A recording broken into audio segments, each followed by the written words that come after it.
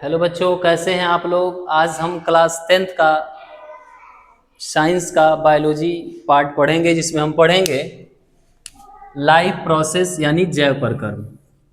इसमें हम पढ़ेंगे न्यूट्रिशन के बारे में यानी पोषण के बारे में। लेकिन पोषण को पढ़ने से पहले सबसे पहले हम जानेंगे कि जैव प्रक्रम क्या है और इसको किस विज्ञान के अंतर्गत अध्ययन किया जाता है, जिसको मैंने पहले ही बोर्ड पे लिख दिया है।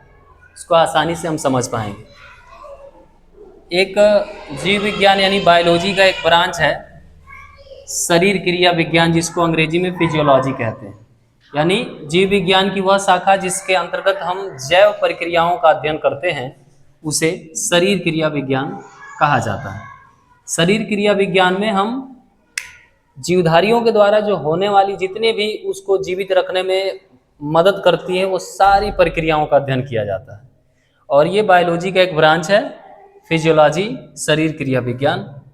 और इसे दो पार्ट में डिवाइड किया गया है। चूंकि पौधे भी जीव हैं और जंतु भी जीव हैं, और ये जीवित रहने के लिए बहुत सारे क्रियाकलाप करते हैं, तो इसलिए फिजियोलॉजी को दो पार्ट में डिवाइड किया गया, plant physiology and animal physiology.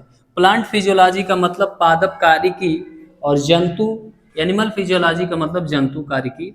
तो इन सारी चीज़ों का अध्ययन करने से पहले ये सारी चीज़ें हम बड़े क्लासों में पढ़ेंगे, लेकिन हम पढ़ेंगे कि जैव प्रक्रम है क्या। अंग्रेजी में लाइफ प्रोसेस। प्रक्रम लाइफ प्रोसेस कह रहा है कि वे सभी प्रक्रियाएं जो किसी जीव को जीवित बनाए रखने में सक्षम होती हैं। यानी कोई भी जीव जीवित रह रहा है, जिसके वजह से उन प्रक्रियाओं को ही उपापचयी या जैव प्रक्रम या जीवन की प्रक्रियाएं कहा जाता है। और कोई भी जीव तब जीवित रह सकता है जब वह शरीर को ऊर्जा प्राप्ति के लिए भोजन करेगा, शरीर की मरम्मत के लिए भोजन करेगा, अर्थात पोषण, फिर इस भोजन को पचाने के लिए, उसका ऑक्सीकरण करने के लिए ऑक्सीजन को लेके जाएगा सेल तक, यानी श्वसन। और पोषण भी बना लिया, पोषण भी कर लिया हमने, श्वसन भी हो गया प्रोसेस में, फिर भी जो हमारे शरीर के अंदर अपशिष्ट पदार्थ हैं उनको बाहर भी नहीं निकाला जाएगा तो हम जीवित नहीं रह सकते। तो वह जो मतलब ये अनावश्यक पदार्थों को शरीर से बाहर निकाला जाता है, उस प्रोसेस को उत्सर्जन कहा जाता है। और इसके बाद से परिवहन इत्यादि, इस तरह की बहुत सारी प्रक्रियाएं जो हैं किसी भी जीव को जीवित रखने में सक्षम बनाती है, लाइफ प्रोसेस है।